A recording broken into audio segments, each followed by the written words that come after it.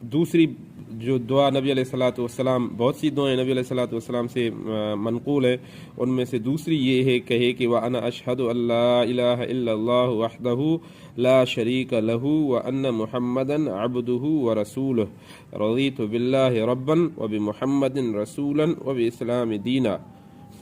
اور اس کے ساتھ کہے دوسری جو دعا ہے وہ یہ ہے کہ وَأَنَا أَشْهَدُ أَن لَا إِلَٰهَ إِلَّا اللَّهُ وَحْدَهُ لَا شَرِيكَ لَهُ وَأَنَّ مُحَمَّدًا عَبْدُهُ وَرَسُولُهُ رَضِيتُ بِاللَّهِ رَبًّا وَبِمُحَمَّدٍ رَسُولًا وَبِالْإِسْلَامِ دِينًا۔